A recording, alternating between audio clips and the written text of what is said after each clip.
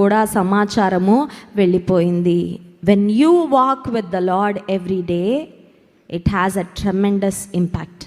దేవునితో అనుదినము నడిచే వారి జీవితము ఎంతో మంది మీద గొప్ప ప్రభావాన్ని చూపిస్తుంది.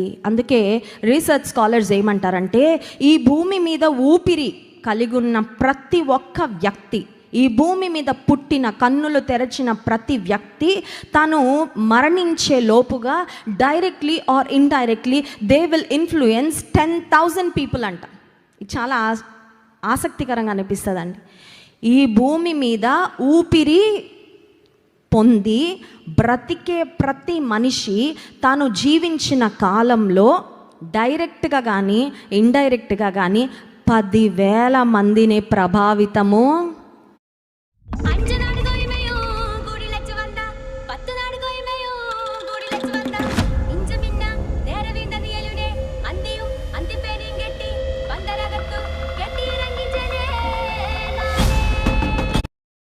డైరెక్ట్గా కానీ ఇండైరెక్ట్గా కానీ 10,000 మందిని ప్రభావితము అంటే చిన్న విషయం కాదండి, చిన్న విషయం కాదు. 10,000 మందిని ప్రభావితం చేయగలిగే అంత సామర్థ్యము నీ లోపల నువ్వు చేస్తావు, డైరెక్ట్లీ ఆర్ ఇండైరెక్ట్లీ.